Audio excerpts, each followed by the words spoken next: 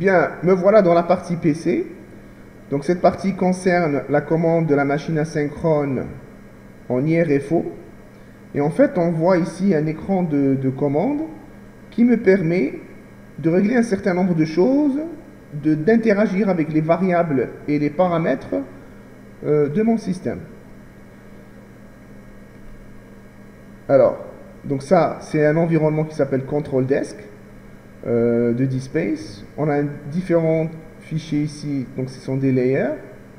Alors, si on veut vous montrer, donc en fait, on peut rajouter donc des boutons pour pouvoir contrôler les échelons, pour pouvoir changer les variables de commande, mettre en régulation de courant ou de vitesse, en régulation de position également, imposer des changements de vitesse de référence, de EQS référence, de IDS référence, etc.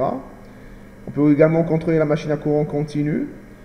Et on peut surtout capturer les événements dans le temps. Donc on a une espèce de petit oscilloscope ici avec un trigger. Et on peut voir donc les signaux. Donc ça, vous voyez la vidéo qui suit, où je vous montre l'expérimental. Pour l'heure, on va s'intéresser, donc là on est en mode conception, donc je peux bouger les choses. On va s'intéresser au programme.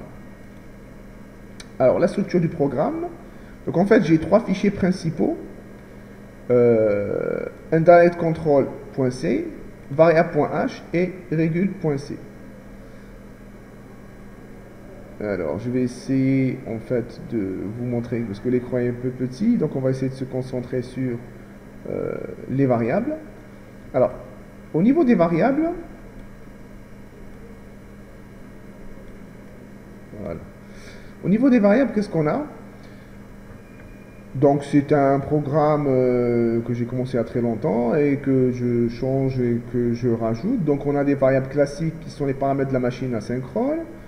On a des variables qui concernent le bus continu, la correspondance qui tient compte du temps d'échantillonnage, du codeur incrémental, pour pouvoir calculer la position et la vitesse à partir des données issues du codeur incrémental.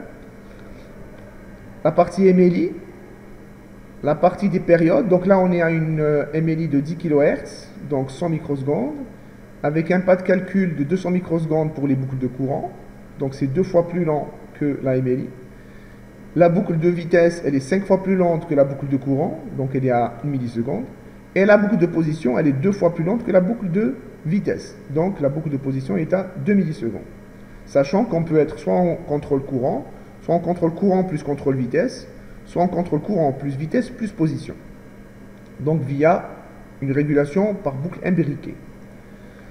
On a également les variables pour le défluxage. On peut avoir un défluxage par palier ou un défluxage continu.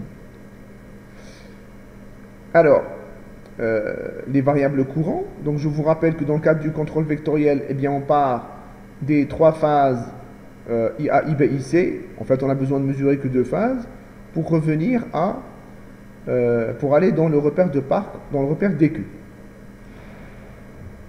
Alors, pour la suite, donc on a les tensions de référence que l'on va injecter dans la machine via l'onduleur, également les tensions dans le repère DQ.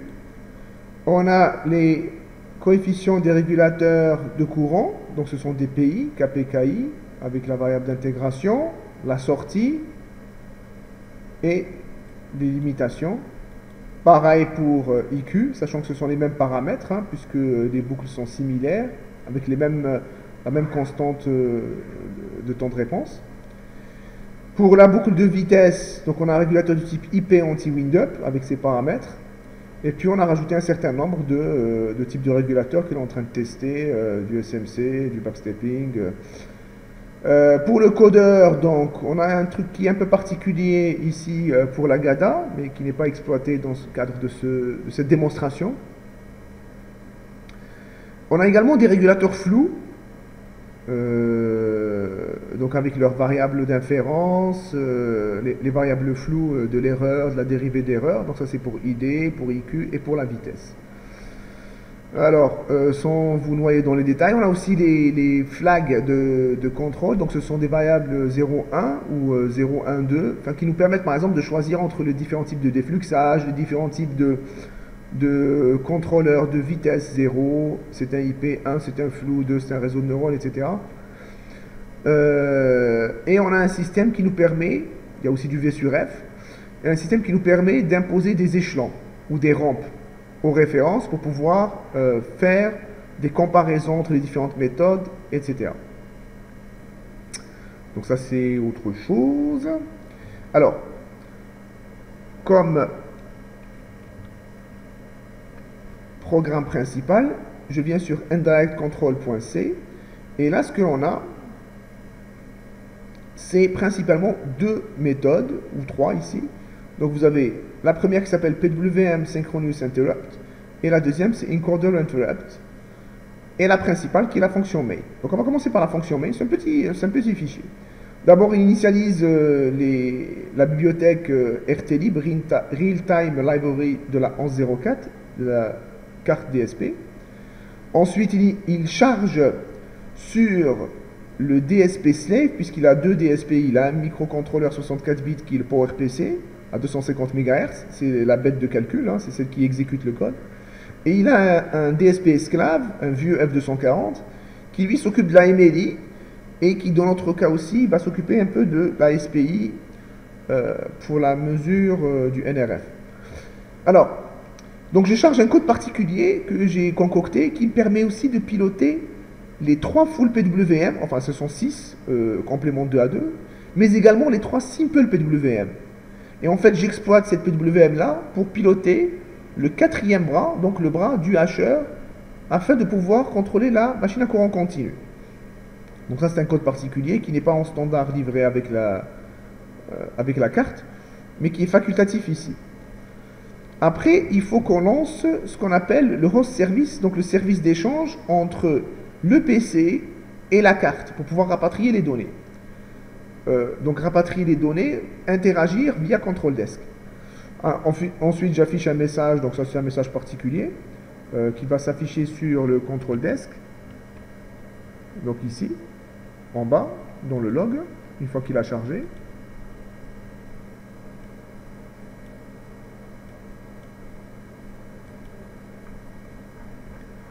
Alors, une fois qu'il l'a chargé, voilà, donc c'est le message qui est ici. Alors les warnings, ça, c'est que j'ai des anciens composants qui ne sont pas connectés à des variables, hein, c'est pas, y a rien de grave. Donc cette phrase-là, la phrase-là, je l'affiche. Et en fait, c'est vrai que vous ne la voyez pas. Voilà, donc c'est cette phrase-là que j'affiche par les autres qui sont concoctés de l'autre côté programme. Alors, je reviens à mon fichier. Bien. Donc après, je peux sortir, j'initialise des entrées-sorties. Donc par exemple, la Digital Input Output numéro 16, je la déclare en in. Celle-là, je la déclare en in. Celle-là, je la déclare en out. La 0, je la déclare en out. La 1, je la déclare en out. Donc, une fois que j'ai initialisé les entrées-sorties, eh bien, je peux mettre les entrées à 0. Input Output Clear. Donc l'entrée 0 et le 1. Donc ça correspond à une LED sur le panneau que l'on a vu tout à l'heure. Ensuite, j'initialise mon codeur incrémental. Je dis sur quel canal il est branché. On a deux canaux. Quel est son mode d'alimentation, enfin le mode de connexion au driver. Et également, comment il se comporte quand il rencontre l'index. Je dis également que je veux déclarer une interruption. Et donc, quand l'index, il a détecté l'index, il va venir sur cette routine-là. Alors, ma routine, elle est ici. C'est celle-là, Encoder INT Handler. Donc c'est ce nom-là. Et donc là, je fais un certain travail particulier par rapport à une mesure de position absolue. C'est-à-dire que je suis en train d'intégrer un certain angle θ et je réinitialise cet angle θ à 0 ou à une valeur. Ici, c'est la valeur θm0. C'est un θ mécanique. Donc je réinitialise cette valeur à chaque fois que je passe par l'index. Alors, ça me permet d'avoir une mesure absolue de position avec un codeur incrémental. J'initialise également le DAC, Digital to Analog Converter, et la communication avec le DSP Slave. J'initialise aussi les Simple PWM.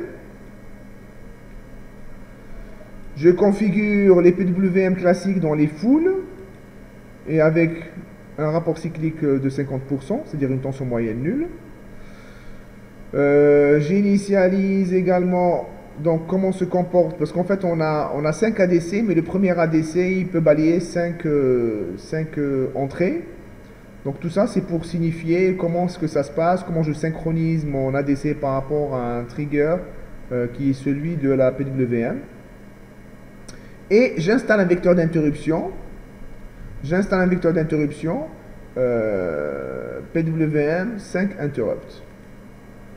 Donc une fois que j'ai fait ça, je rentre dans une boucle où je fais un background service, donc en fait un système de rafraîchissement qui va me permettre donc d'échanger, puisque j'ai spécifié que je voulais échanger avec mon host les données.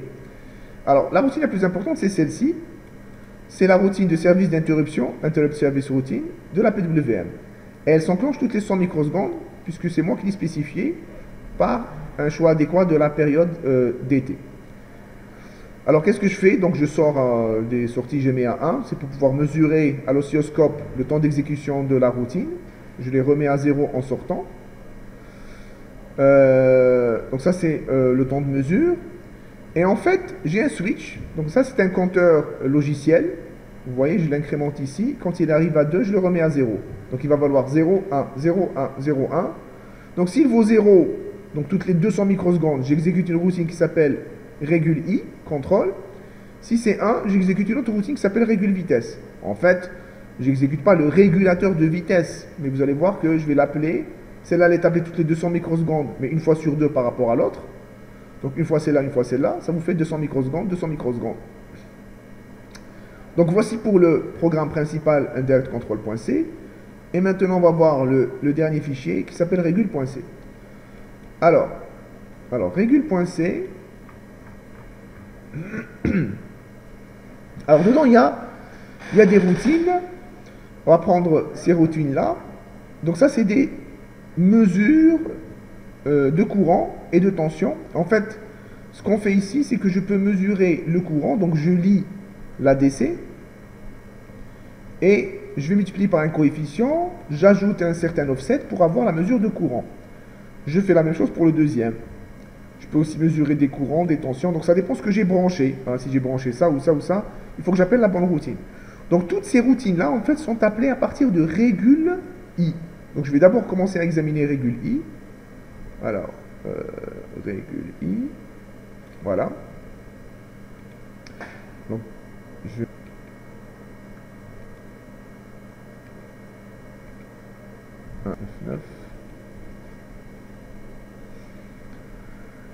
Donc sur cette routine-là, on commence en fait par mesurer, donc c'était soit j'appelle les routines de mesure, soit je mesure directement les courants. Donc j'ai pas besoin d'appeler les autres routines. Donc là je prends directement IAS comme étant à 25 moins fois la lecture de l'ADC plus l'offset. Ou bien j'appelle mes routines si j'ai besoin de mesurer plus de choses. Donc c'est la même chose. Après, à partir de ces deux courants-là, je fais une transformation de Clark avec deux courants, IA, IB, sachant que IC vaut moins IA, moins IB, et je me retrouve avec du I alpha, I bêta. Donc je peux afficher les deux autres routines, comme ça on va suivre les deux choses. Alors, la transformation, ça c'est du Concordia, ça c'est du Clark. Donc c'est la C22T. Donc je prends du XA et du XB et je calcule du X alpha, X bêta. Ensuite, je calcule pour la transformation de Park, j'ai besoin de calculer à l'aide de θS, le sinus θS et le cosinus θS. C'est plus intéressant, pourquoi? Parce que ça me permet d'éviter de recalculer deux fois le sinus et deux fois le cosinus. Parce que dans une transformation de Park, ou Park inverse, vous voyez bien qu'ici, j'utilise cosinus deux fois et le sinus deux fois. Donc j'ai tout intérêt à les calculer au préalable pour les utiliser. Ça me permet de gagner un petit peu en temps de calcul. Donc il n'y a que des petites astuces comme ça quand on fait de la programmation en temps réel sur du DSP ou sur du microcontrôleur. Donc je continue l'examen de ma routine régule I. Donc ici j'ai la transformation de part qui me permet d'avoir les courants IDS et IQS, et c'est ces courants-là que je vais réguler dans le cadre de mon contrôle vectoriel. Parallèlement, je peux aussi lire les tensions VA, VB ou la tension VDC. Alors ça, ce sont les tensions réseau, donc bon, qui ne sont pas utilisées ici. Et ça, c'est la tension du bus continu.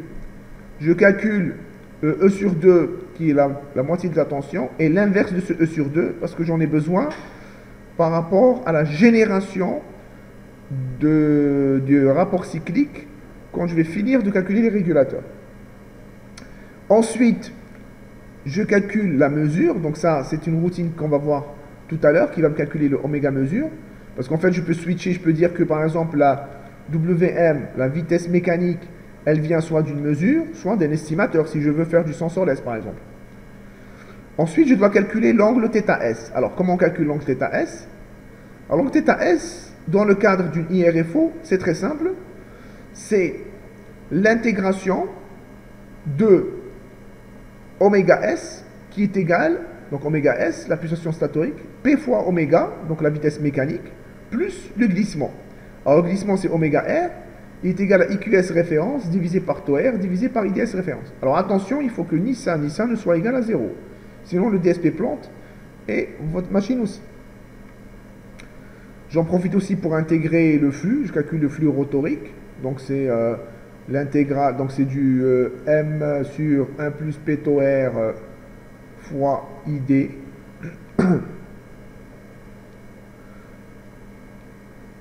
que je n'utilise pas ici, je ne fais pas de régulation de flux. Donc je calcule oméga S, P fois oméga M plus oméga R. Et si je ne suis pas en contrôle vectoriel, j'impose directement oméga S ref. Donc ça, c'est si je ne suis pas en contrôle vectoriel.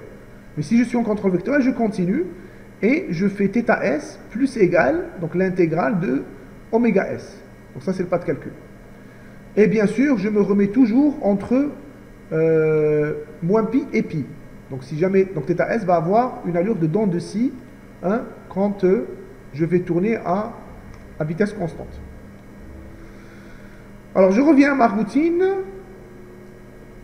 Ensuite je calcule θMR. Donc ça ne nous sert pas ici. Ça nous sert sur la GADA. Donc ce sera l'objet d'une autre présentation.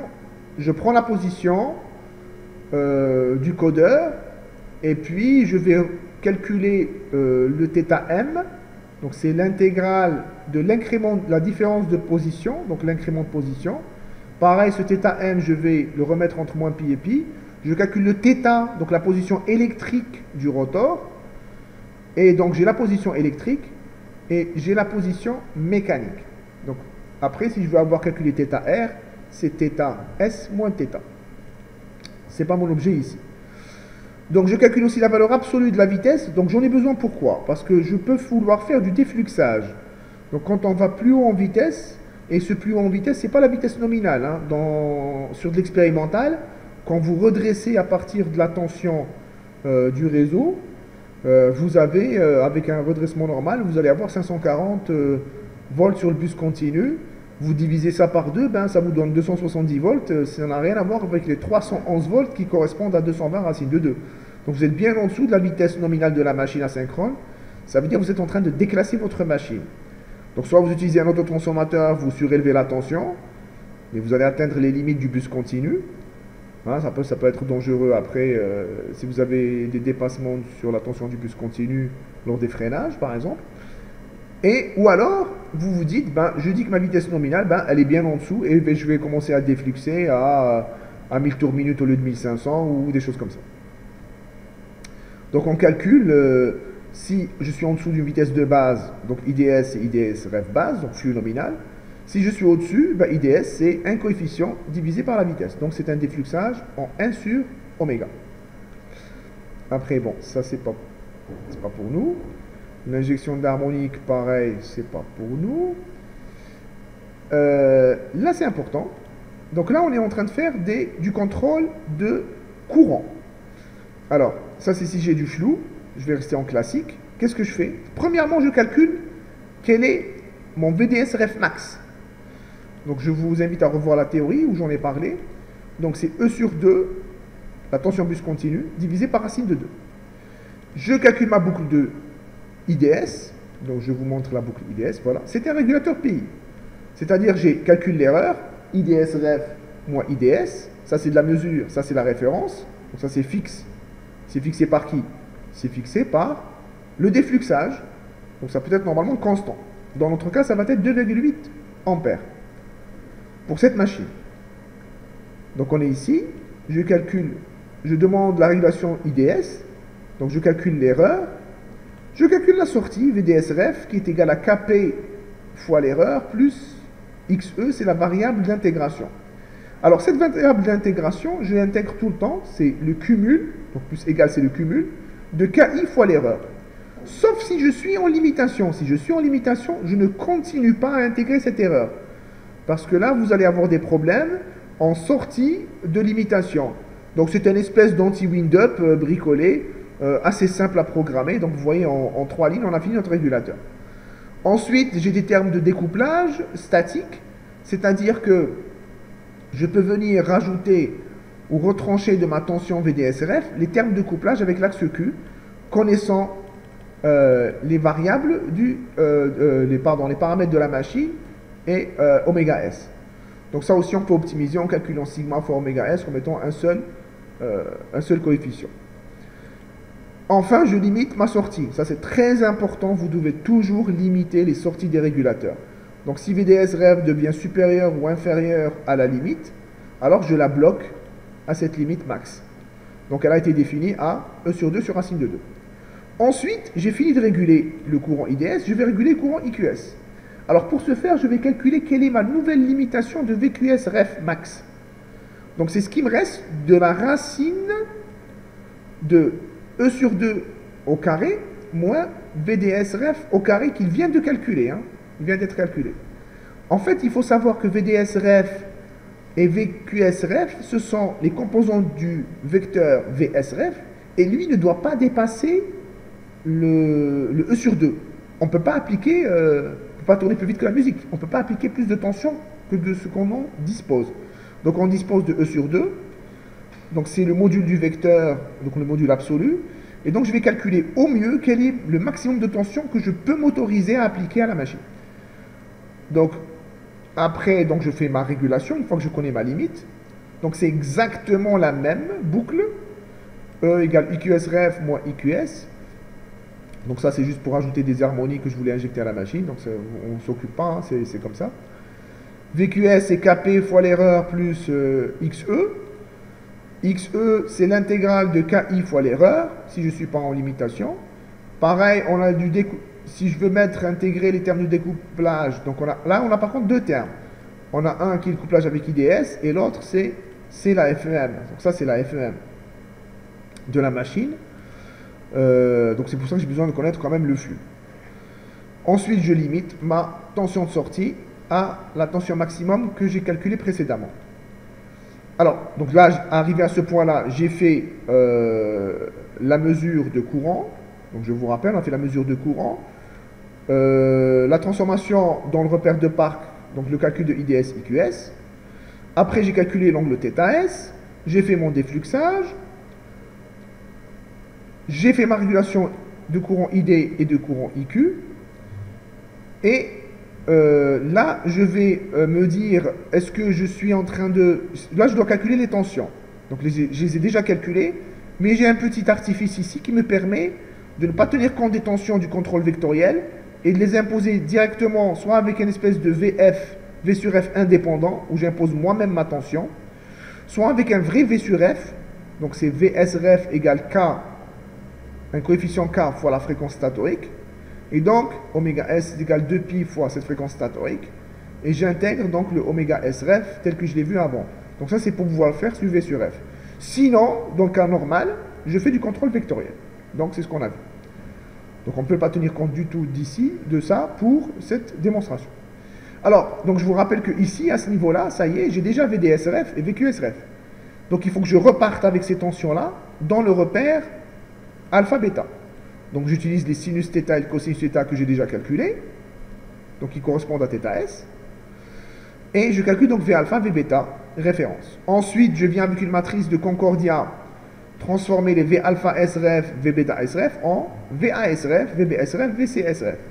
Donc ça, ce sont les 3 tensions de phase de référence. Alors, il faut toujours vérifier qu'on n'a pas des problèmes de dépassement sur la capacité du courant.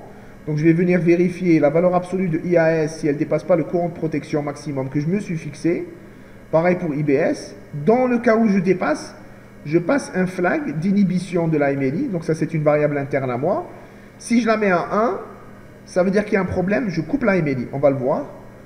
Pareil, si le bus VDC, donc la tension du bus continu, dépasse une certaine limite, je vais bloquer aussi cette MLI. Donc ça, c'est pour la machine à courant continu, on s'en fout. Et là, on arrive donc à sortir les signaux PWM. Alors, si je suis en dépassement, si je veux bloquer la MLI, donc si le flag est à 1, alors je dis que le rapport cyclique vaut 0, 0, 0, et donc ça me fait sortir une tension nulle sur ma machine. Alors, j'ouvre pas, hein. Normalement, il faudrait pouvoir ouvrir le codeur, ouvrir les commandes des 6JGBT.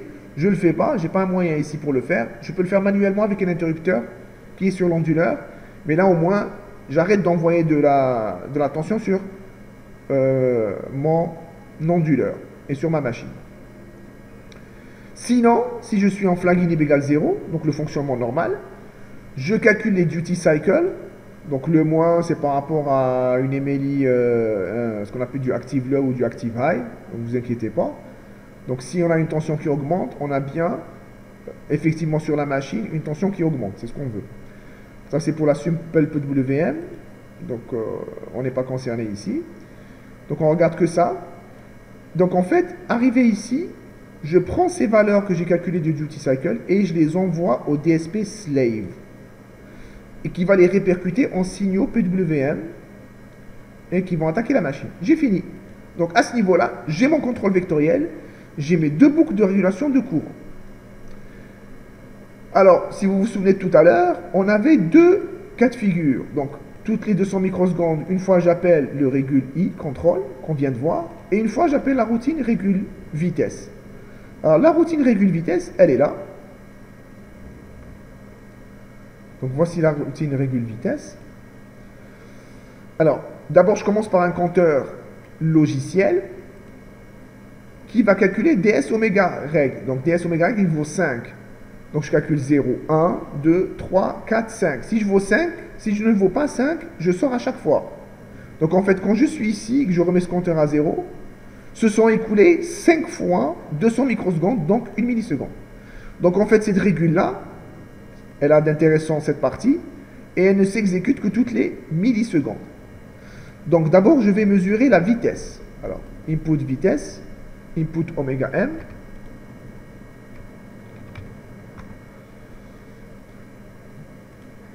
Donc elle est là.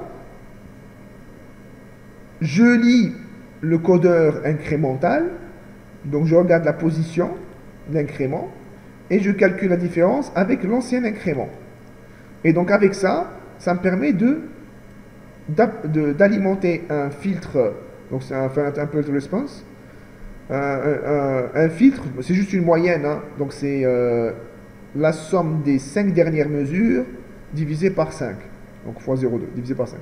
Donc en fait, ça me permet d'avoir la mesure de la vitesse, c'est un moyen-âge sur les 5 dernières mesures. Donc toutes les millisecondes, je prends une mesure de vitesse et je moyenne à chaque fois, donc c'est une moyenne glissante.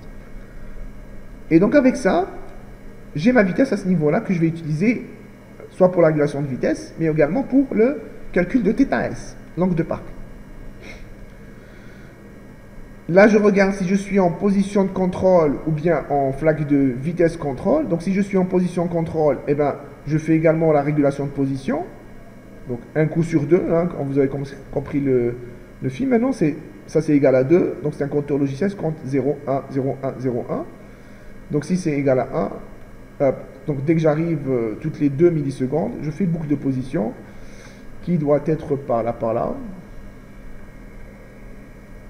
Alors, boucle de position, boucle de vitesse flux, voilà, c'est tout simple, c'est WMREF, la sortie du régulateur de position, c'est la vitesse de référence, c'est égal à Kp fois la différence d'erreur de position. Et je limite évidemment le oméga MREF à une valeur maximum ou minimum. Donc c'est un régulateur P classique. n'y a pas besoin d'avoir un pays pour la position parce qu'on a déjà l'intégration naturelle de la position par l'équation mécanique. Θ égale l'intégrale de oméga. Donc si je ne suis pas en régulation de position, ou bien si je suis en régulation de position mais j'ai déjà calculé oméga mref, donc j'écrase, je ne tiens pas compte de l'ancien oméga mref imposé par le système, c'est moi qui l'impose. Donc dans ce cas-là, je regarde if flag speed control. Donc quel est le type, si je dois, le type de contrôle de vitesse. Si je suis en contrôle de vitesse, je dois faire un certain nombre de choses. Si je ne suis pas en contrôle de vitesse, ça veut dire que je suis en contrôle de couple.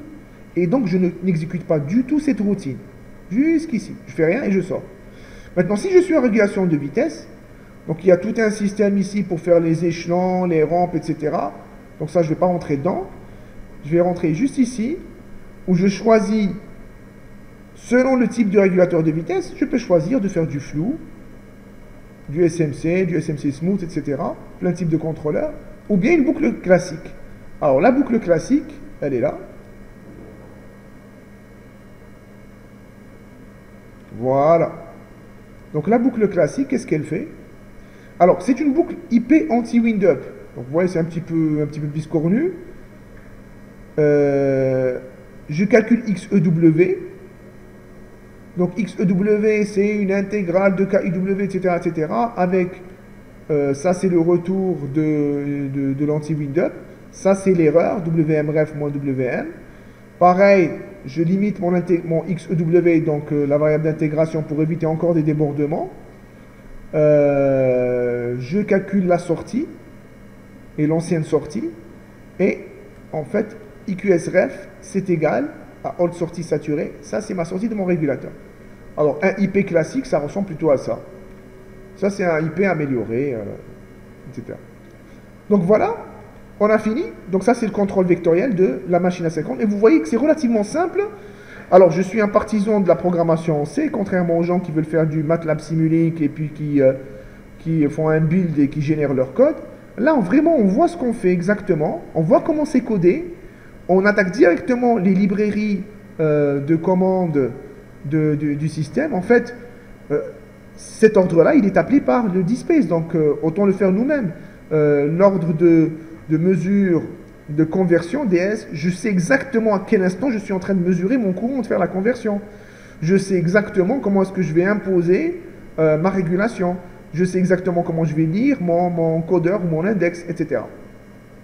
Voilà, je vous remercie pour votre attention. Donc, c'était une vidéo relativement longue. Donc, si vous aimez, ben, vous likez. Au revoir.